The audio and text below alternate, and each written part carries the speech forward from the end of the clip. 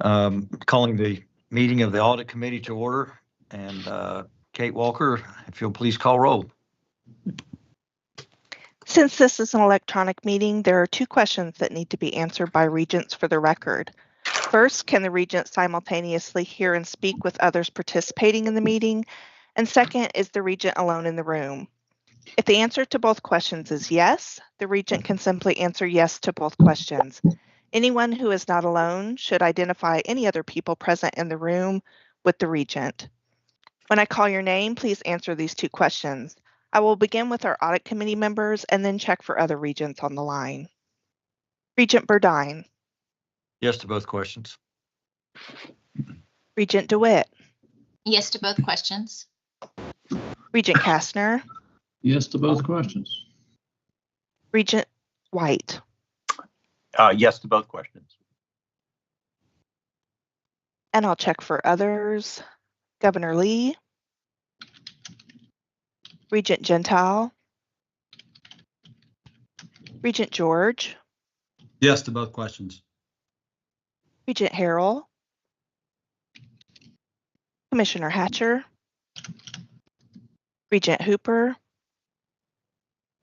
Regent Kelchin. Regent Powers. Here and yes to both. Vice Chair Reynolds. Yes, and yes to both. Commissioner Reynolds. Regent Richardson. Yes to both questions. Regent Roberts. Here and yes to both. Regent Spurgeon. Regent Stevenson.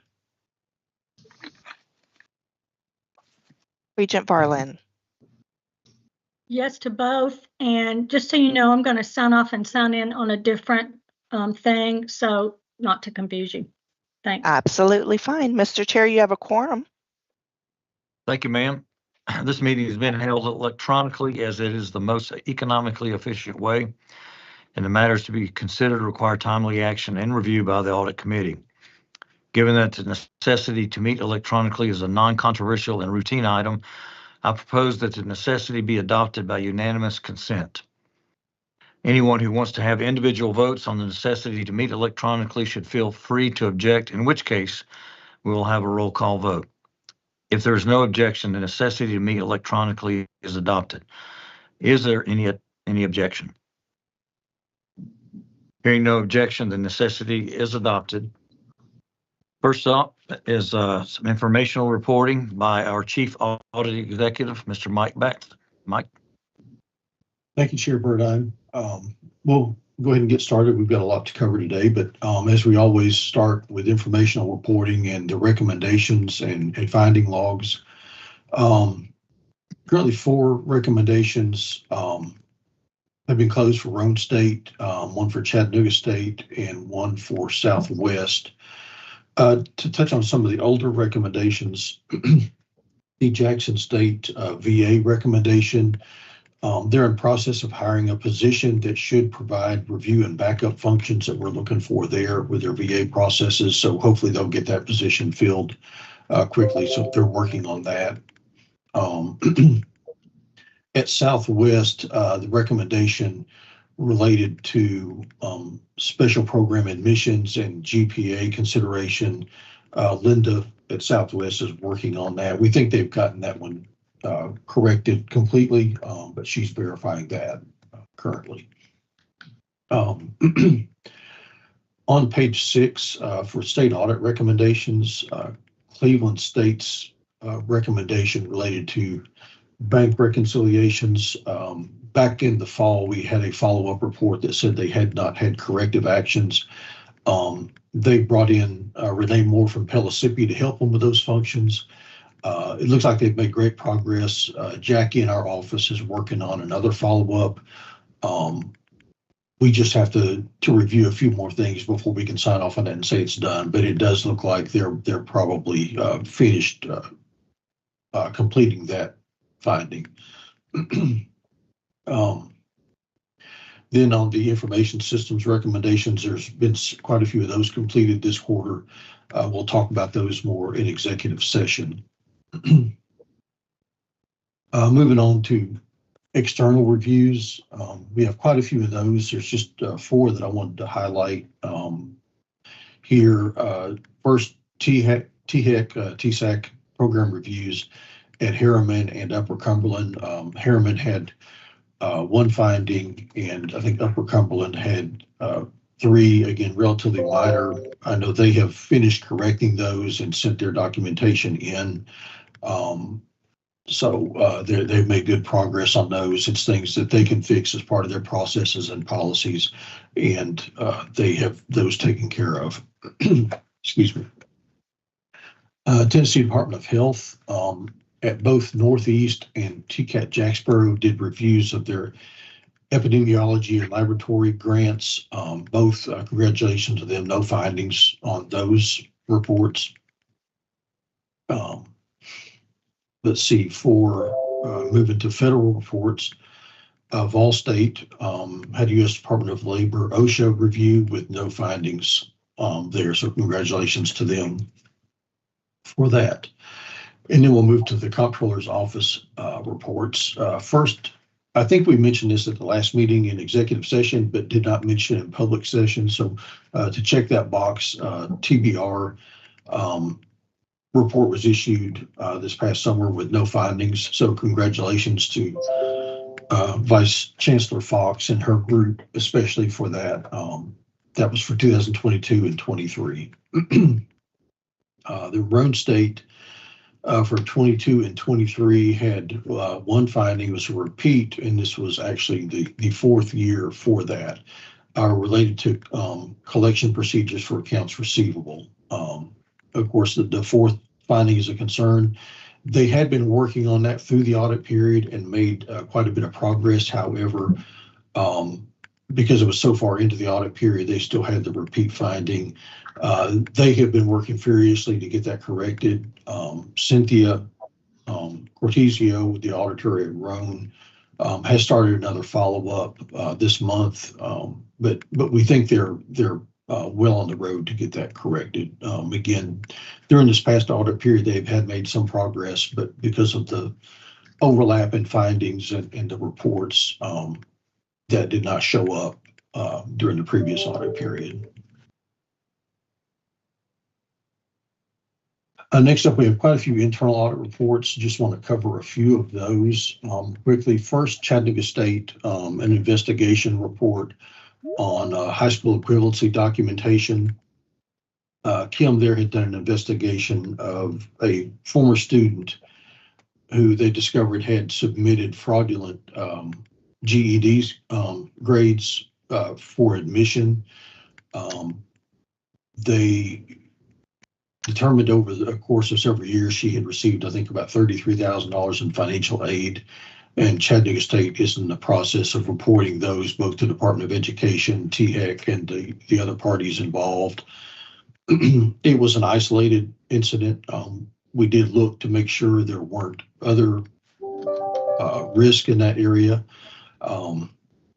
Nothing else was found, but the other recommendation was, as part of Kim's review, she did find that they had some issues with the Banner Document Management System, BDMS.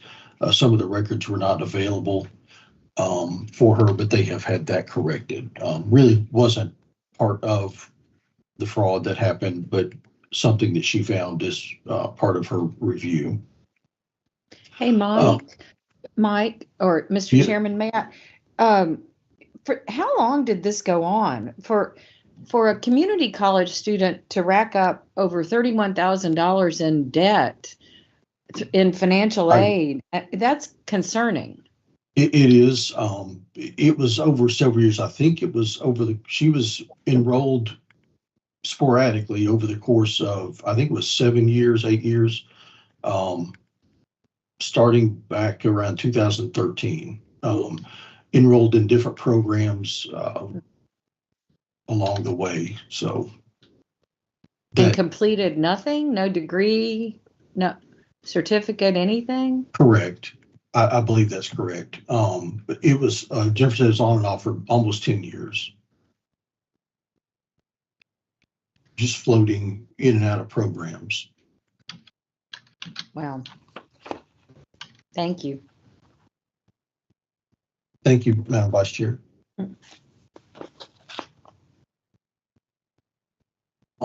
Also at Chattanooga State, another investigation, the theft of cafeteria cash. They had determined some odd behavior with the cashier in the Center for Engineering, Arts, and Sciences cafeteria. Upon review and interview with that person, she ended up admitting to stealing between $100 and $300 over the course of several months. The police department at Chattanooga State was involved, and they issued a misdemeanor citation for her, and her employment was terminated also.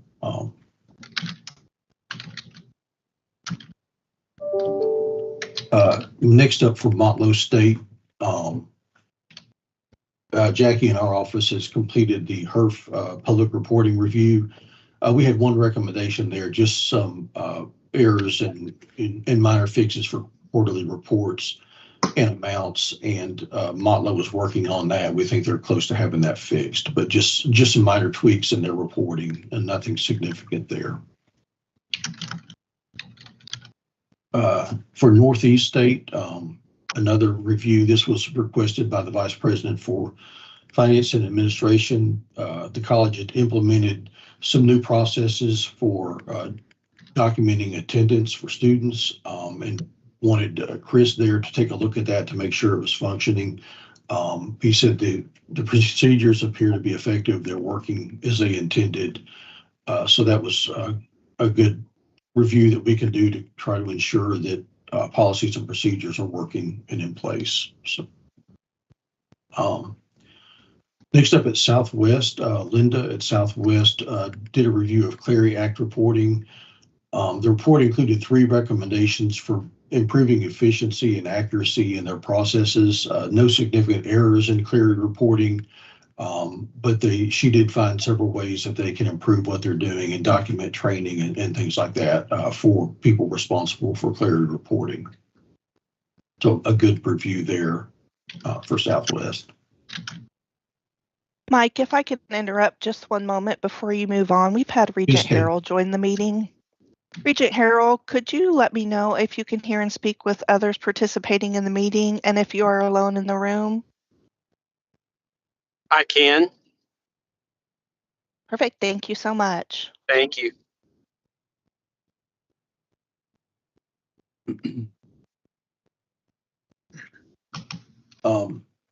Again, overall, I touched on just a few of our reports that are in the materials. If there's any of those in the materials that you've seen that you would have questions about, I'll be glad to answer those at this time. Mike, if we could just go back for a moment to the last section. I'm sorry, I was on mute and didn't realize it. Yes, yes. To Regent Reynolds' question, I'd like us to clarify that one just a little bit about why this student was able to get the student was getting financial aid. It's not that they were getting debt, but what happened is they determined that her original documentation was fraudulent. So that means the college has to pay back the federal loans that were, it was based on this fraudulent transcript that they had that was not rectified till the student had been using it for years and years, getting financial aid, gaming the system. And I guess, Chancellor, my concern, and one, thank you for the clarification. I didn't use the appropriate language, but two, my concern is, is this a one-of-a-kind thing? I mean, we certainly want our students to stay with us as long as they need to achieve whatever their academic goals are. But do we have any safeguards in place to keep this from happening again? On some levels we do, but no, the answer is really no, because a student can come and they can take every course we offer. Yeah. If they want to continue to do so. We do have to show continuing academic progress. They have to be able to be showing progress that they are working toward goals, but they can just keep coming.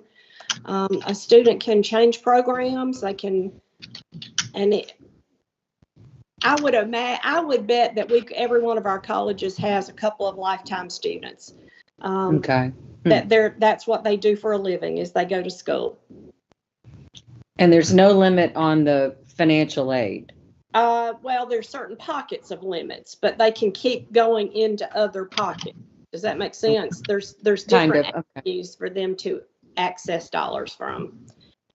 And Right, again, there'll be- when it's based on a fraudulent documentation, then it snowballs when you discover that. So, And there are limitations depending on the source of loans and things like that that can kick in. But as you mentioned, Vice Chair Reynolds, it was a one-time thing. The documentation looked good. And again, once it's in the file and processed, there's rarely a chance to go back and look at that. But as we did, Kim did a sample there of any similar documentation, did quite extensive, didn't find anything else similar, but somebody in the normal process of admissions probably would not have noticed that, and we would not have expected them to. Credit to somebody, I think in the records office, that did notice it when they were going back and reviewing files. Something caught their attention there, and they brought that up the chain as a concern. But again, hopefully isolated, but in terms of the fraudulent scenario that happened. so. And the bad thing is, if they'd spent that time getting their GED, they would have, feel sure that they could have passed it. So. And you did just touch, Mike, you did just touch on what I was wondering about, and that is, how did we discover this? Good question. I think it was somebody in the records office was reviewing files, and there was actually this student and a relative that had similar documentation, and that prompted them to look further at those. Okay. Chancellor, this is, Go ahead. apologies, Chancellor, this is Jeremy Harrell. Just, I want to make sure I understood right what you said. I'm going to simplify it. Over the course of approximately 10 years, a student had applied for aid and accepted aid. Federal, I assume also Hope, perhaps Promise, to attend the school. Did that include federal student loans? And are we paying back? If so, are we paying back just the student loans, or are we paying back all of the aid? And Mike, I'll let you answer the question. I don't believe loans were included. I'm looking for that right now. Okay. I don't believe there were loans. Okay. But I'll Okay. check to confirm that. Thank you. May I ask a question? This is Danny. I'm confused. The fraud was that she represented herself wrong, that she got aid and she wasn't supposed to get aid? Is that, I'm confused. It was on her. She did not have a high school diploma. She had a GED certificate, and she had faked the scores on the GED certificate. In essence, whited them out and put other scores in. Or Okay. copied someone else's scores. Did she But file a basically falsified a FAFSA? GED certificate. Did she file a FAFSA? I'm sure I she believe did. By she- state aid, she had to have filed Right. a FAFSA. Okay. So, and I mean, this is just, if she filed a FAFSA and the federal government, I guess, told her whatever the information is, and they gave her money, why do we have to pay it back? They're the ones that she misrepresented herself to on the FAFSA, or I mean, maybe I just don't understand how that works. Well, that's something we'd have to work through, that they're going to work through with those agencies, because the student is no longer there. They can't Yeah, put that on her account or anything like that. And of course, Right. she was barred from campus, but Yeah, but it's kind of a hand in glove situation, Danny. It's not like they apply outside of us, they apply with us. And so we Yeah. are held responsible and accountable for these things. okay. I just didn't understand. Thank you. Yeah, even if we have students, we've had it happen where we've had students sign up for a program that the program itself might not be eligible for federal financial aid, but somehow that got through the cracks. We've had that happen in a TCAP program where they weren't approved for the federal financial aid, but then it got put on and we get an audit review and then we have to pay that back. So we're responsible in essence for taking the documentation and letting her into the program. And then the federal government says, well, we'll pay you for this program.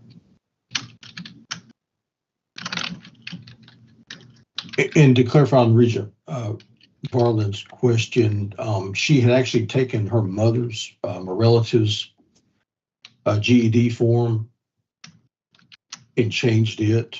And then there was a tip that went into the records office. Somebody was aware and let them know. And they started reviewing those records. Okay. And we don't know where she is? No, ma'am.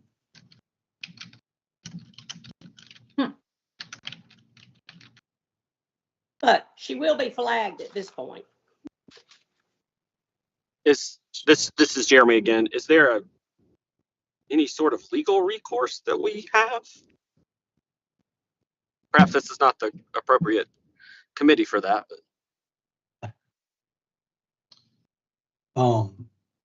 That is possible. You know, our reports go to the comptroller's office, and usually for something like that, we would work with them to determine if there were to be charges brought in a case like this. Yeah.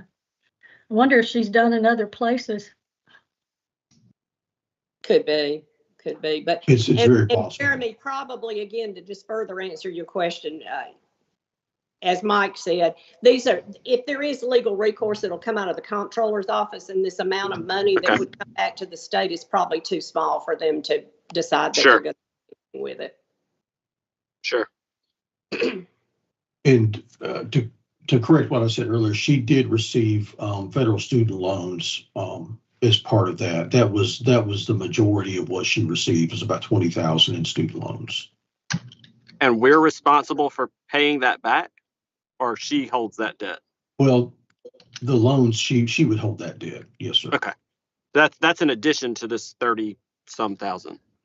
That's part of that. It's 30,000. It's part of it. Okay, help me here. It's $30-some thousand. $20,000 of that approximately is student loan debt. What are we responsible for paying back?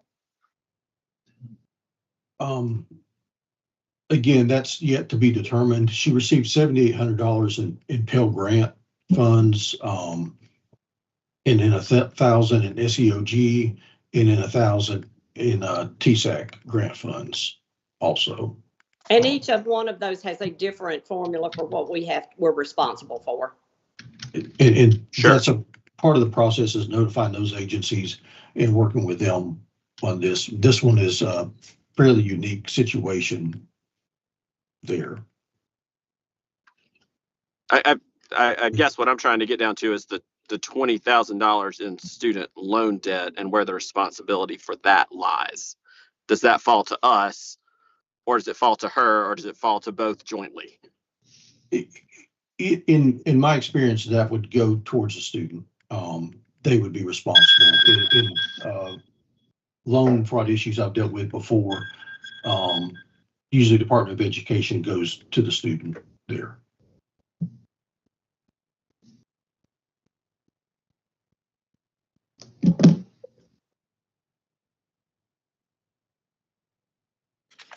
If no other questions, Mike, let's move on. Okay.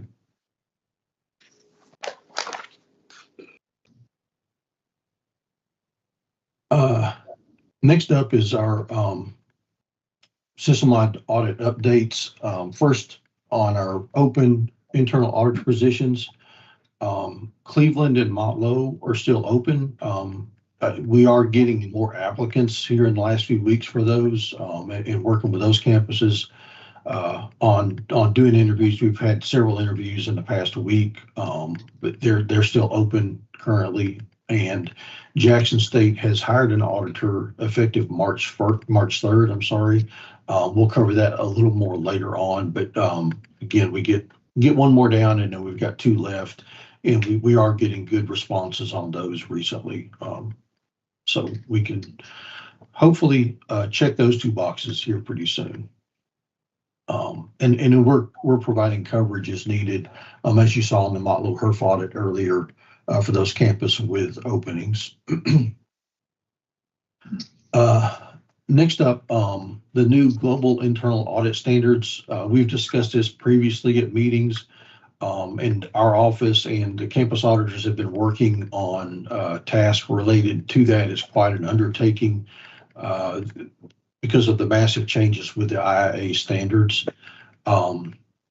The new standards, or the International Professional Practices Framework, there's 3 components there, and I'm just going to cover this briefly.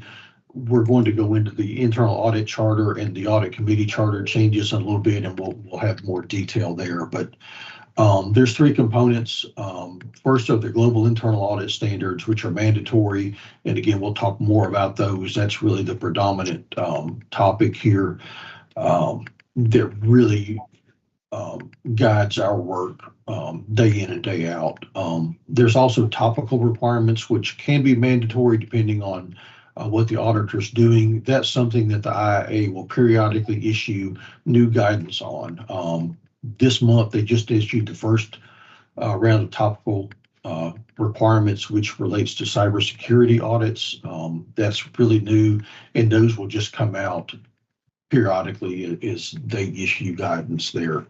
And then there's a global guidance, which is a recommended area, really just sort of how to do your day-to-day work, templates, questions, things like that provide you background guidance in your work. As I mentioned, we've completed a couple of key milestones there in providing recommended audit committee charter and internal audit charter.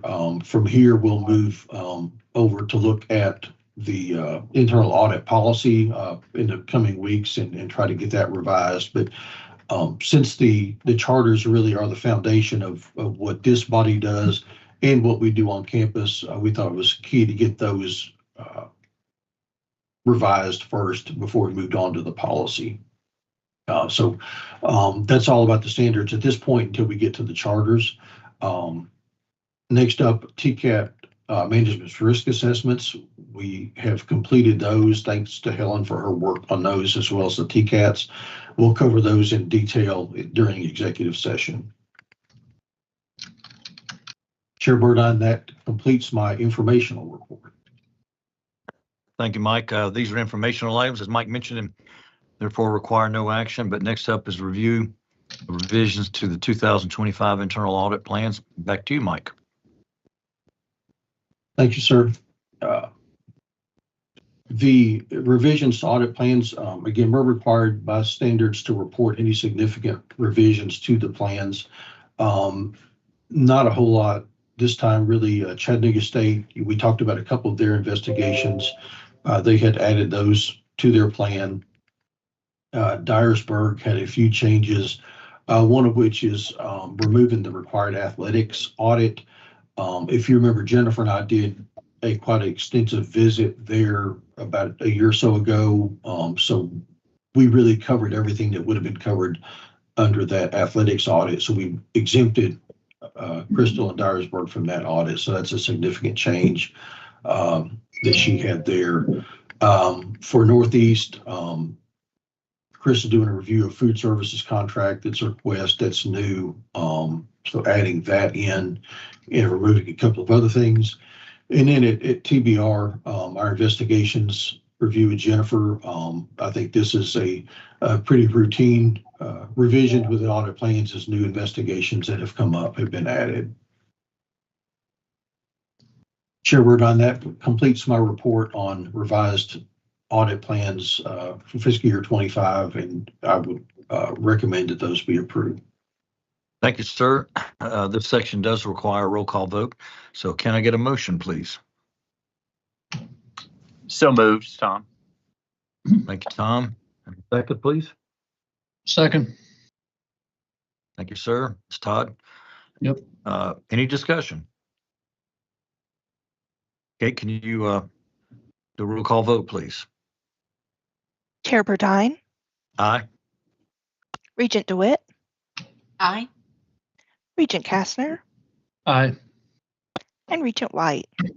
Aye. Motion carries. Thank you. Mike, back to you, please. Thank you, Regent Burdine. Next up for our agenda will be the review of the internal audit charter, followed close behind by the review of the audit committee charter. I'm going to cover a lot of details for the internal audit charter. This really overlaps to the audit committee charter. So in the interest of time, I'm not going to repeat a lot of the information again there. But as I mentioned, the Institute of Internal Auditors, who were required by law to follow their standards, did a major reworking of the standards. It became effective in January, and we have worked, spent a lot of hours getting ourselves ready for that, as well as to ensure that we're in compliance with those standards. Fortunately, going back to when this office was started back in the early 2000s, the work of the comptroller's office, the work of this office, and any other agency internal audit offices really set us all with a good foundation. So we're probably not having to change as much as some other entities. We had a lot of the detail there in the audit committee charter already set up. Just is going to take some reorganization a little bit. But first, I want to thank our internal audit director, policy and charter committee. That's Nancy at Ball State, Jason at Pellissippi, Jennifer at TBR, and Crystal at Dyersburg. Spent a lot of time and work on the internal audit charter that we're going to cover in a minute. So I appreciate the work they put in there also. Again, the proposed new charter is to make sure it is aligned with the standards. And due to the extensive nature of those changes, we didn't do a track changes from the previous charter to the new charter because it would have just been a red mess and quite confusing there. So I'm going to cover some highlights. In your materials, there's sort of a highlights area, and I'm going to kind of go over that sort of by section, not necessarily by the standard organization, but by the charter, the way we've got it organized. First up, that they require relatively new, this is in policy and it's in law for the state, but a commitment to adhering to the global internal audit standards. We have documented that now in the new charter, first up. And please feel free to stop me anywhere as we go on. I probably will appreciate the chance for a quick drink somewhere along the way. Next is the mandate. The standards now require that you document the mandate, the reason for your existence, and what supports the internal audit role. In this case, this office was created or established under the Tennessee Higher Education Accountability Act of 2004 and the Tennessee Audit Committee Act of 2005, and is governed by TBR Policy 4010500 internal audit. So we have had a solid background there. We just, again, making sure that's documented in the internal audit charter. Next up, on page 59 of your materials, this section, independence, organizational position, and reporting relationships. We have more clearly defined that. You're required to establish the internal audit functions independence, the board authority for removing an internal auditor, for establishing qualifications of internal auditors, especially the chief audit executive, as well as ensuring that internal audit is free from impairment from independence or their function.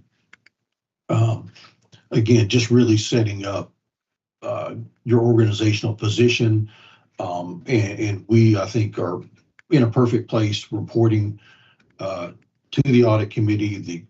The internal audit directors report both to the president and to the audit committee through our office. So we have always had a good setup here that keeps us in line with the standards going forward.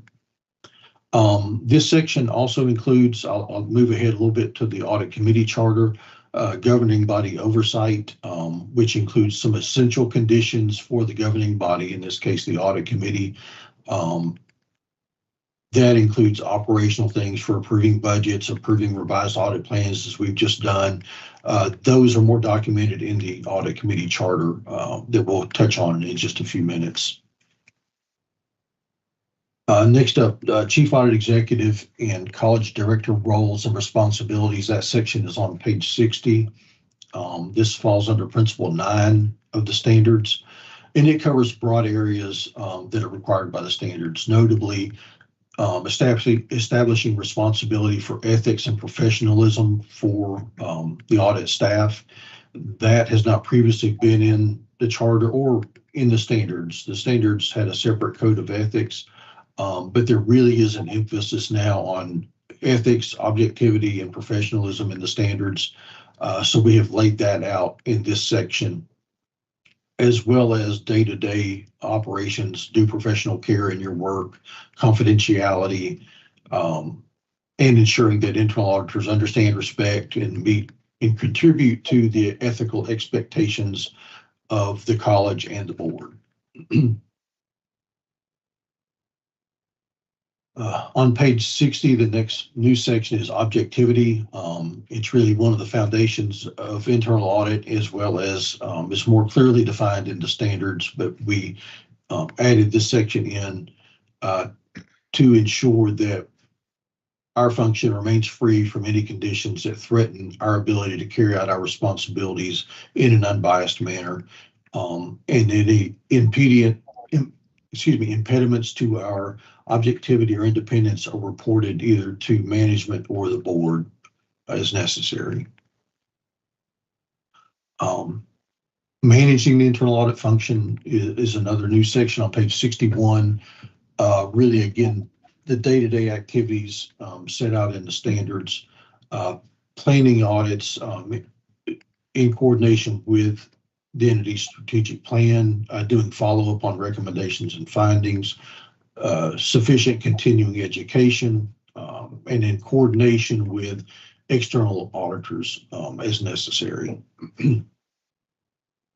The next section on page 62, communication with the audit committee and senior management, requires periodic reporting of certain matters, including audit results, quality assurance review results, administrative matters, budget, personnel issues, salaries, those kind of things, all of which we cover routinely throughout the year in our meetings. So again, we've always been in a good place there in terms of those requirements.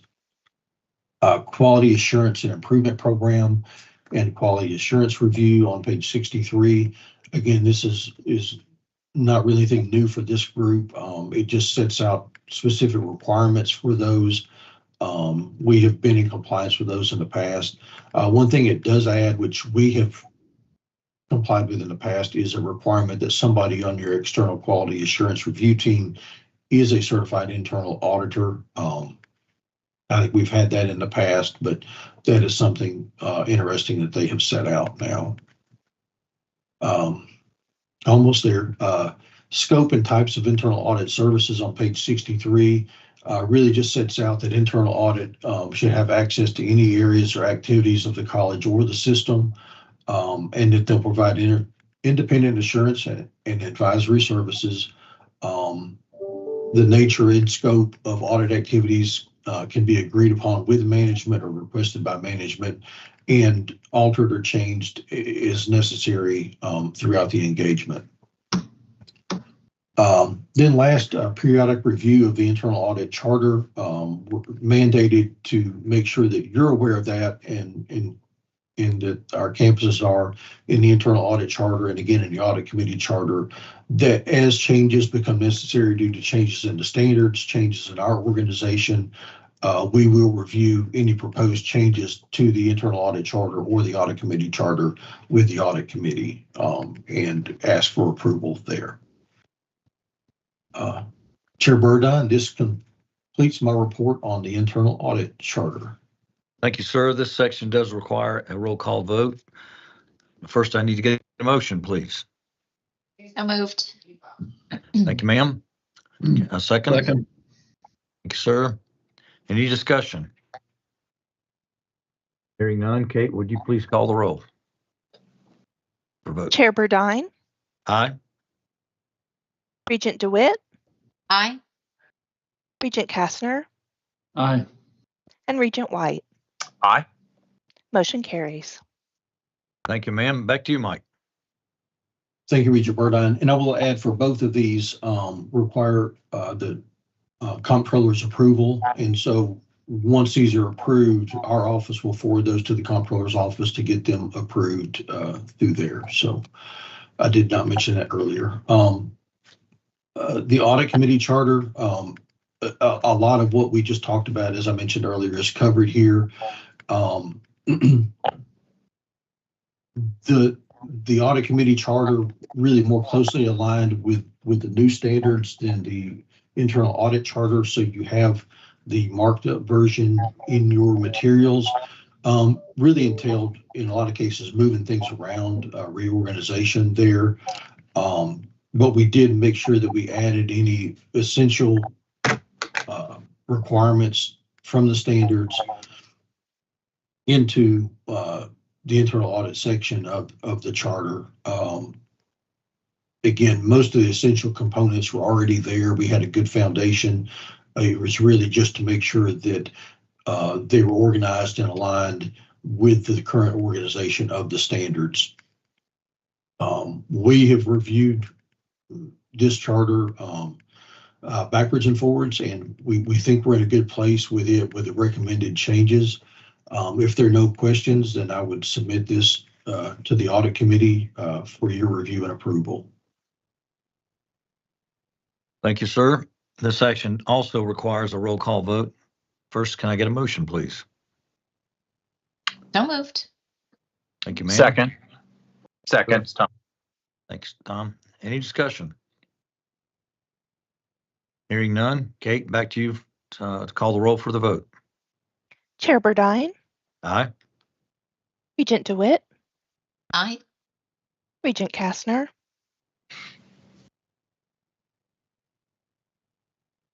Regent Kastner, I believe you're muted. Sorry, don't know how that happened. Aye. And Regent White.